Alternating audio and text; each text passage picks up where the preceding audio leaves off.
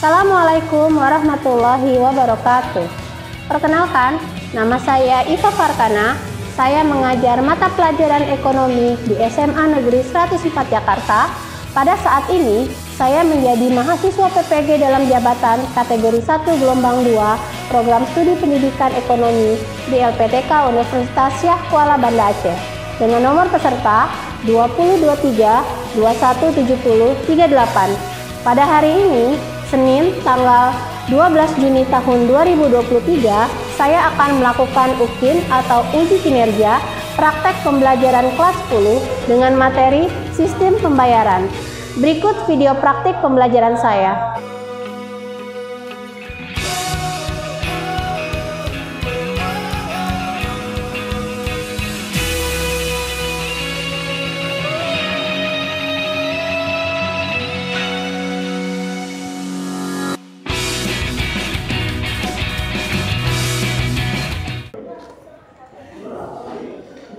Assalamualaikum. Waalaikumsalam. Assalamualaikum warahmatullahi wabarakatuh. Waalaikumsalam warahmatullahi wabarakatuh. Apa kabarnya kalian? Baik, Bu. Sehat semua? Alhamdulillah sehat. Oke, sebelum kita memulai materi pembelajaran hari ini, ada baiknya kita berdoa terlebih dahulu.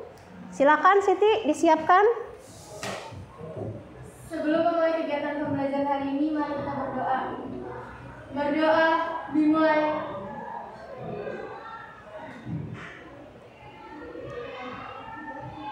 Berdoa selesai. Memberi salam. Assalamualaikum warahmatullahi wabarakatuh. Waalaikumsalam warahmatullahi wabarakatuh. Oke, sekarang saya ingin mengecek absensi kehadiran. Siapa yang tidak hadir hari ini? Sekretaris Nadia?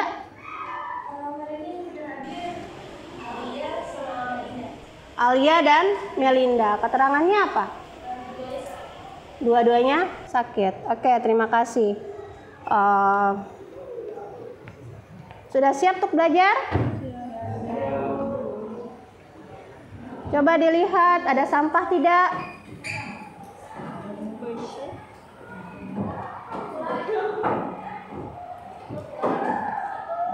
Nadia, ada sampah di bawah? Ya.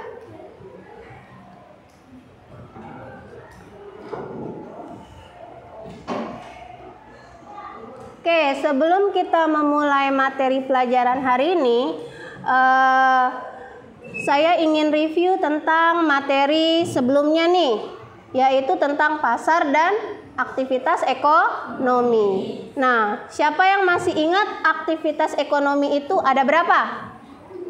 Ya, Intan? Ya? Aktivitas ekonomi ada 3, produksi, distribusi, dan konsumsi. Produksi apa? Produksi adalah Kegiatan menghasilkan suatu barang. Kalau distribusi, Intan? Kegiatan menyalurkan barang. Yang satu lagi, konsumsi?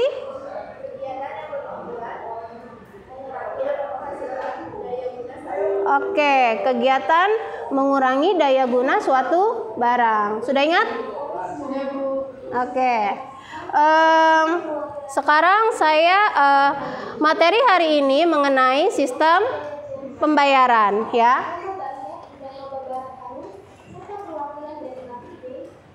Nah, ini adalah kalimat motivasinya. Sebelum kita memulai materi, saya ingin memberikan motivasi dulu nih untuk kalian. Dari Imam Syafi'i, jika kamu tidak sanggup menahan lelahnya belajar, maka kamu harus sanggup menahan perihnya kebodohan. Jadi kalian jangan bosan untuk belajar ya. Kalian harus rajin belajar agar kalian menjadi pintar. Paham? Nah, untuk materi kita kali ini adalah tujuan pembelajarannya. Tujuan pembelajaran kita hari ini adalah peserta didik diharapkan mampu menjelaskan konsep sistem pembayaran dan uang sebagai alat pembayaran. Jadi tujuannya kalian harus dapat menjelaskan konsep sistem pembayaran dan uang sebagai alat pembayaran. Berikut motivasi pembelajarannya. Peserta didik diharapkan dapat termotivasi untuk mengaplikasikan pembayaran non-tunai dalam kehidupan sehari-hari dan juga dapat mencegah dari perilaku korupsi. Jadi dari pembelajaran ini diharapkan kalian mulai beralih nih dari pembayaran yang biasanya tunai beralih menjadi non-tunai. Tujuannya apa? Karena pembayaran non-tunai dapat mencegah dari perilaku korupsi. Inilah motivasi pembelajaran hari ini, ya. Dalam kurikulum Merdeka ada yang namanya proyek penguatan profil pelajar Pancasila. Yang pertama apa? Beriman dan bertakwa kepada Tuhan yang Maha Esa. Yang kedua nih, saya tanya nih, Dito, yang kedua apa Dito? Berkebinekaan global. Yang ketiga? Bergotong royong. Yang keempat? Yang kelima? Dan yang terakhir? Oke. Nah, di sini kan tadi kan ada yang namanya berkebinekaan global. Sekarang mari kita nyanyikan lagu dari Sabang sampai Merauke. Silahkan berdiri dulu semuanya. Dari Sabang sampai Merauke, berjajar pulau-pulau,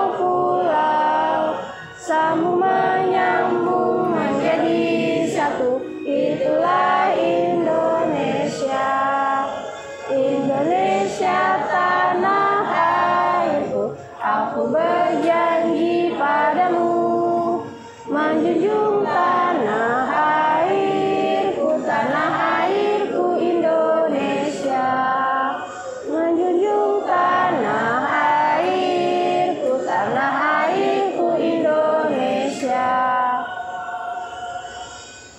Oke, terima kasih.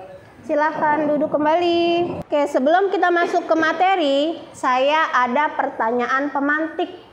Ya, yang pertama, apakah kalian pernah melakukan pembayaran secara non-tunai? Siapa yang sudah pernah? Najla pernah? Pernah apa? Oh, menggunakan dana. Untuk apa? Hah? Transaksi apa nih? Belanja online? Oh iya, belanja online. Siapa lagi yang pernah? Ciko pernah? Boleh? Ya? Marcel? Apa? Pakai kartu ATM. Ya, pernah. Marcel pernah. Untuk belanja. Apalagi? Kartu debit pernah juga? Kartu kredit bisa non tunai, yang jelas tidak langsung menggunakan uang. Lalu menurut kalian mana yang lebih nyaman dalam melakukan transaksi pembayaran, secara tunai apa non tunai? Enakan mana? Tunai apa non tunai? Non tunai. Cuman modal pakai handphone, ya kan? Bisa langsung masukkan PIN transaksi atau gesek kartu, bisa langsung transaksi. Jadi tidak perlu bawa uang cash, ya. Berikut adalah video pembelajarannya. Silakan disimak dulu ya.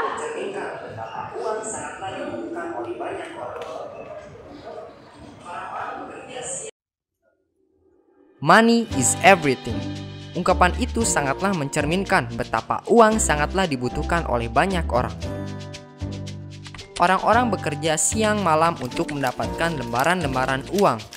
Tapi, tahu nggak sih sejarah dan asal-usul dari uang itu sendiri? Maka dari itu, kamu harus tahu. Sebuah benda tak akan tercipta dengan sendirinya. Begitu juga dengan uang. Banyak proses yang dilalui sehingga uang itu dapat tercipta. Pada awalnya, manusia belum mengenal kegiatan tukar-menukar. Karena dahulu setiap orang berusaha memenuhi kebutuhannya dengan usaha sendiri. Sudah ada gambaran ya mengenai sejarah uang. Nah, berikut adalah pengertian mengenai sistem pembayaran. Sistem pembayaran adalah sistem yang mencakup seperangkat aturan, lembaga, dan mekanisme yang digunakan untuk melaksanakan pemindahan dana guna memenuhi suatu kewajiban yang timbul dari suatu kegiatan ekonomi. Ini adalah pengertian dari sistem pembayaran. Fungsi uang. Fungsi uang itu dibedakan menjadi fungsi asli, fungsi turunan. Nah, fungsi asli yang pertama sebagai alat tukar. Ini contohnya apa? Siapa yang bisa? Fungsi uang sebagai alat tukar. Fungsi uang yang pertama fungsi asli dan fungsi turunan. Fungsi asli dibagi dua, yaitu sebagai alat tukar dan alat satuan.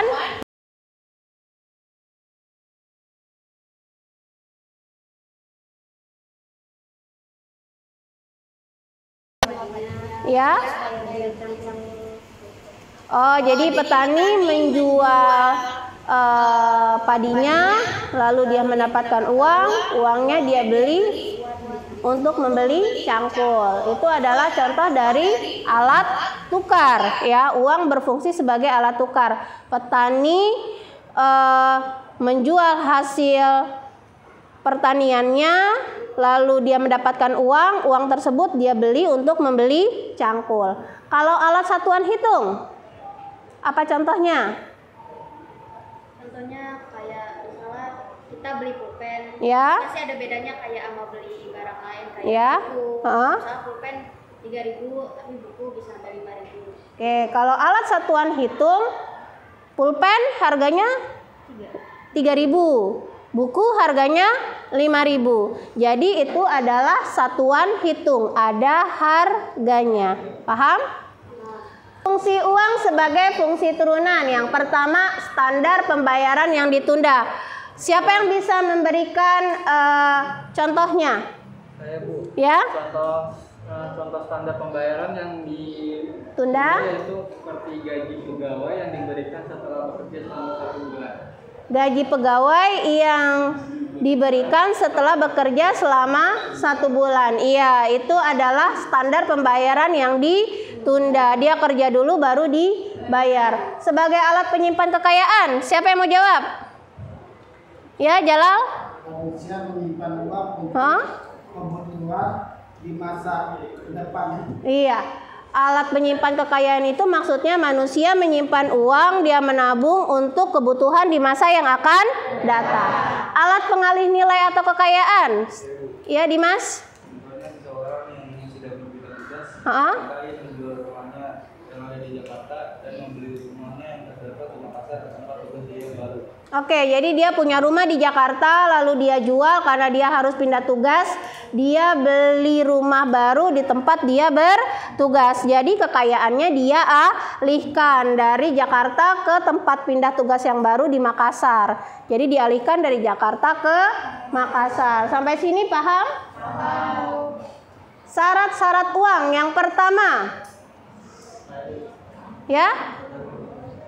Yang pertama syarat uang mudah dibawa. Maksudnya apa? Ciko mau jawab? Ya? Uang itu harus mudah dibawa kemana saja, tidak merepotkan. Yang kedua, tahan lama. Maksudnya apa? Iya, Najla? Maksudnya tidak gampang rusak, jadi bisa dibawa semuanya jadi aman. Aman gitu ya, awet gitu ya, tidak gampang rusak. Yang ketiga, dapat dipecah. Maksud dapat dipecah? Uang 10.000 dapat dipecah menjadi 2 lembar 5.000-an. Iya. Terus uang 10.000 juga dapat dipecah jadi uang lembar 1.000-an sebanyak 10 buah. Oke. Mudah disimpan. Ya, Lip? Disimpan di mana saja. Jadi itu bisa Di mana saja dia tidak repot untuk menyimpannya. Iya. Lalu tidak mudah dipalsukan. Ya, Alif lagi? uang tidak mudah dipalsukan karena memiliki ciri khusus. Ciri khusus, iya. Dia harus ada apa sih namanya? Ininya ya, benang emasnya ya, salah satunya. Jadi agar tidak mudah dipalsukan. Diterima umum. Ya, Wahyu? Harus dapat diterima oleh orang banyak. Lalu nilai yang stabil. Ya? Nilainya tidak mudah berubah. Nilainya tidak mudah berubah. Jadi dia harus stabil, tidak gampang tiba-tiba anjlok atau tiba-tiba naik. Syarat psikologis siapa yang bisa ya? Uang harus dapat memuaskan keinginan seseorang. Iya. Uang harus dapat memuaskan keinginan seseorang. Itu adalah maksud uang sebagai syarat psikologis. Paham? Sampai sini ada yang mau ditanyakan? Nah, ini sekarang mengenai alat pembayaran non tunai. Merupakan metode pembayaran atas barang dan jasa yang tidak melibatkan pertukaran uang tunai, ya. Itu adalah pembayaran non tunai. Pembayaran non tunai apa aja sih? Ya? Boleh? Kartu kredit, betul.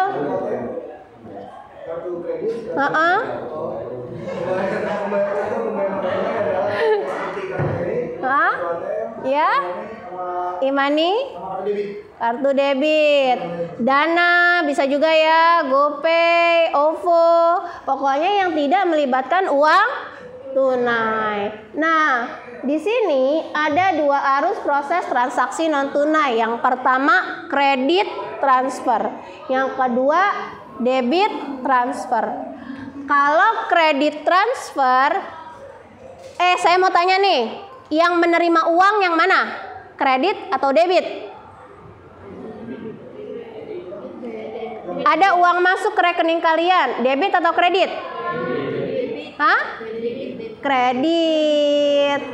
Kalau ada uang masuk ke rekening kalian, kredit. Tapi kalau ada uang keluar, debit. Ya, itu adalah 2 arus proses transaksi non tunai, debit dan kredit. Kredit uang masuk, debit uang keluar.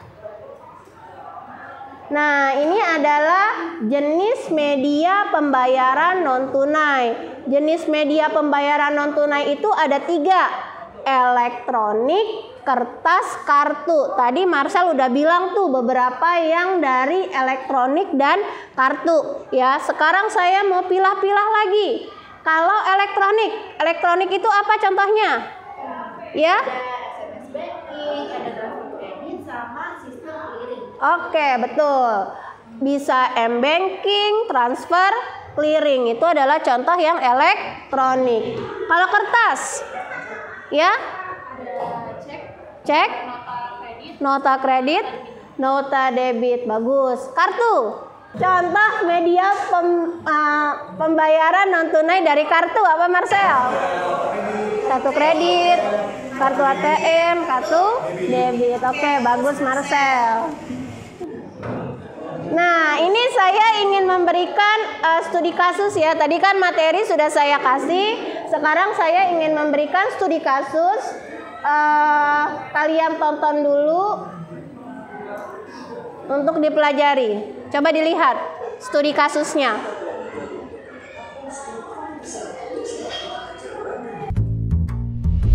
Mendengar cerita itu, ternyata ada satu isu besar yang bersembunyi di baliknya, yaitu korupsi. Ya, sebuah kata yang sangat terkenal. Saat kecil, kita pasti udah tahu dan sering dengar kata-kata ini. Dan semua pasti tahu kalau sesuatu yang buruk akan mengikuti bagi siapa saja yang tergoda melakukannya. Sayangnya, inilah yang kemudian menjadi penyebab kurang pesatnya pembangunan di negara kita, Indonesia. Karena percaya nggak percaya dengan uang yang hilang akibat korupsi, banyak hal yang bisa kita lakukan. Kita bisa membangun jalan tol, rumah sakit standar internasional, dan tentu saja 8 miliar porsi bakso buat tiap orang di dunia. Tapi dibandingkan itu semua, kerugian paling besar justru datang dari rakyat yang tidak percaya pada pemerintahan negaranya. Kenapa bisa begitu? Jadi dengan ketidakadilan di depan hukum dan kemiskinan yang tidak kunjung teratasi, masyarakat akan bersifat skeptis dengan segala peraturan dan kebijakan yang dibuat oleh para pejabat kita. Oke, tapi tenang dulu. Untungnya ada cara ampuh yang sederhana buat mengatasi itu semua, yaitu dengan mengawasi aliran dana negara dan mendukung lembaga-lembaga anti korupsi. Semuanya hanya untuk membentuk pemerintahan yang lebih akuntabel. Karena intinya menjadi terbuka adalah solusinya. Kalau memang bersih, kenapa harus risih? Oke.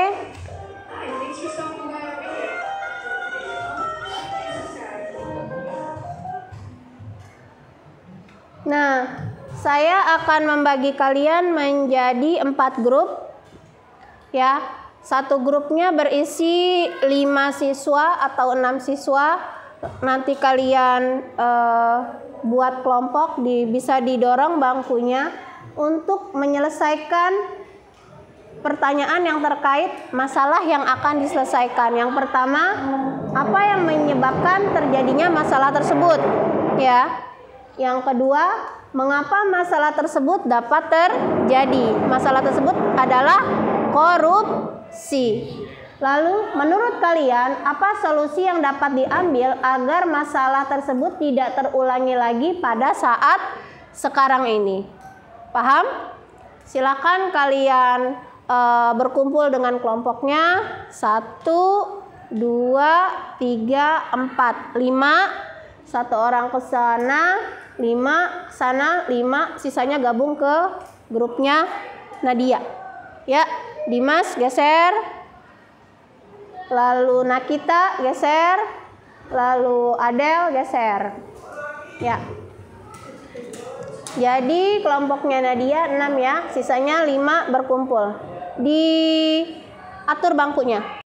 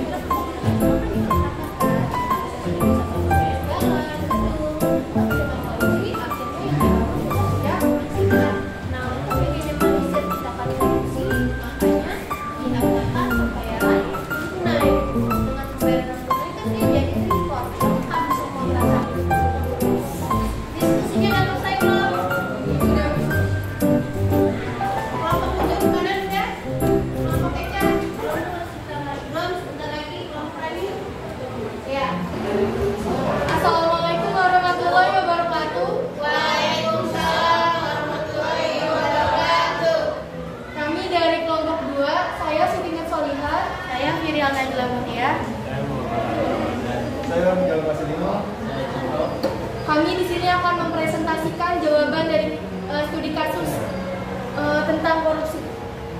Jadi yang pertama ada kolom hasil diskusi kami, yaitu uraian hasil diskusi. Korupsi adalah suatu tindak jujur atau curang demi keuntungan pribadi. Tindakan korupsi merupakan tindakan yang sangat merugikan negara. Korupsi mengakibatkan melambatnya pertumbuhan ekonomi negara, menurunnya investasi, meningkatkan kemiskinan. Faktor penyebab korupsi adalah keserakahan, kesempatan, kebutuhan, dan pengungkapan. Permasalahannya itu kasus tindak pidana korupsi yang menjadi tradisi di kalangan masyarakat Indonesia.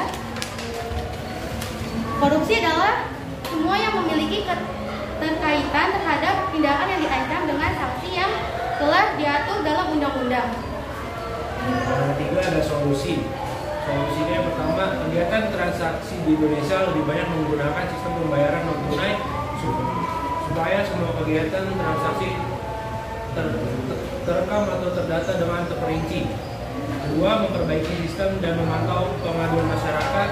Dan ketiga, pelaporan konflik pribadi, pemegang kekuasaan, dan fungsi publik. Keempat, ada kesimpulan.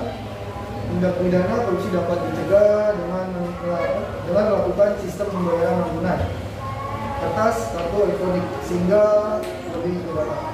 Terima kasih. Jadi yang menyebabkan terjadinya masalah adalah masalah korupsi, ya.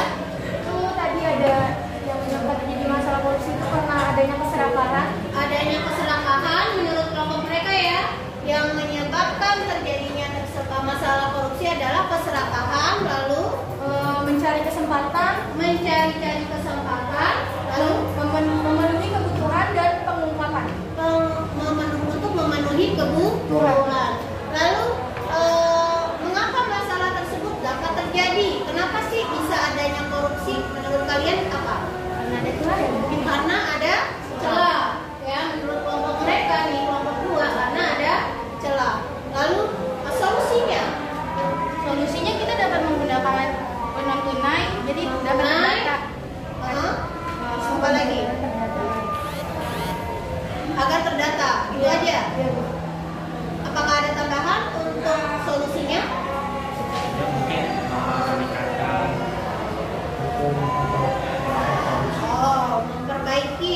Memperbaiki hukum undang-undang tindakan korupsi, ya. Oke, kelompok lain ada pertanyaan? Ya, Nadia, silakan berdiri. Saya Nadia Sofia, perwakilan dari kelompok 1 ingin bertanya, apa ya dampak dari korupsi bagi masyarakat? Coba diulangi pertanyaannya, Nadia. Apa dampak dari korupsi bagi masyarakat? Apa dampak korupsi bagi masyarakat? Pertama itu meningkatkan kemiskinan. Terus ada menghambatnya pembangunan. Meningkatkan kemiskinan, lalu menghambat pembangunan. Ada lagi menurut kalian? Sudah cukup. Apakah sudah cukup, Nadia? Ya, ada lagi yang mau bertanya? Presentasikan hasil diskusi kalian. Baik, Assalamualaikum warahmatullahi wabarakatuh. Waalaikumsalam warahmatullahi wabarakatuh. Kami dari kelompok 3 ingin mempresentasikan hasil diskusi kami. Ya, kenalan korupsi. Perkenalkan diri dulu, Nafita. Saya Nafita Sesana. Nama saya Lydia. Nama saya Mas Abdul. Saya tahu dari mana? Nama saya Jadi di sini kita akan membacakan hasil diskusi kita. Definisi korupsi. Definisi korupsi merupakan tindakan penyalahgunaan kekuasaan atau jabatan untuk memperoleh keuntungan. 2. Rendahnya sanksi dan penegakan hukum yang terjadi akibat kurangnya efektivitas sanksi dan penegakan hukum terhadap pelaku korupsi merupakan permasalahan serius. Kita kasih aplaus untuk kelompok. Ya, silakan duduk kembali.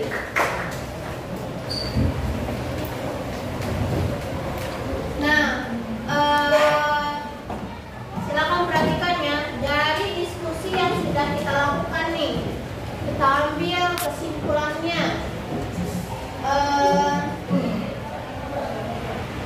Menurut kalian ya, apa sih yang menyebabkan terjadinya masalah korupsi? Kira-kira karena keserakahan, apalagi adanya apa? Peluang, adanya keserakahan.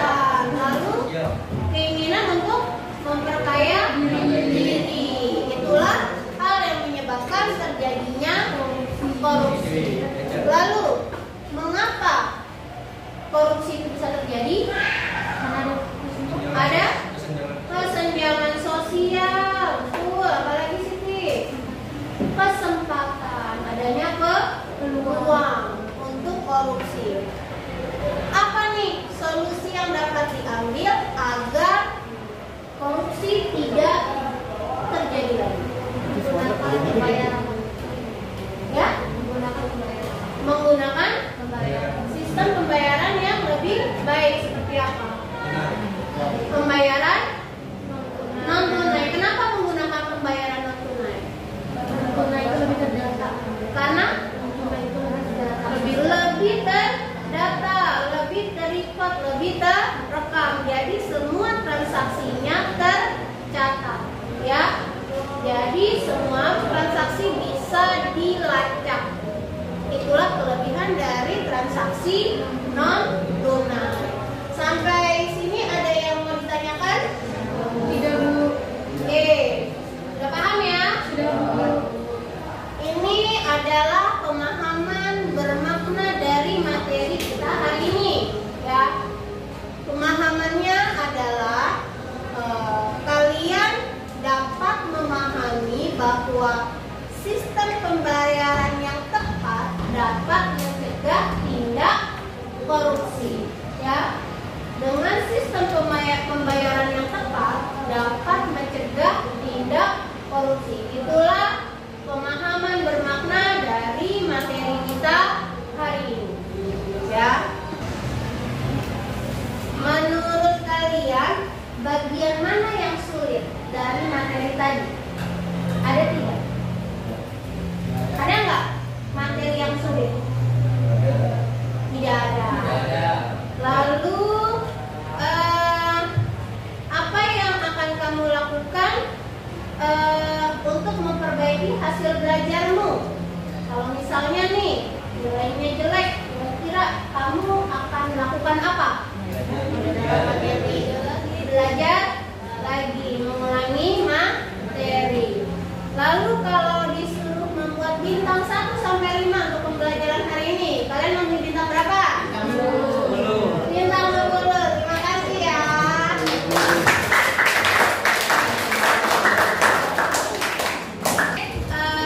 Didengarkan untuk materi berikutnya, pertemuan berikutnya kita akan mempelajari bank dan lembaga keuangan lainnya, ya. Sekarang bangkunya tolong dirapikan kembali, alfanya dikumpulkan dan kita bisa bersiap-siap berdoa. Alhamdulillah materi kita sudah selesai. Untuk menutup pembelajaran kita hari ini, silakan dipimpin untuk berdoanya. Setelah mengakhiri pembelajaran hari ini, mari kita berdoa. Berdoa menurut agama dan kepercayaan masing-masing. Dimulai.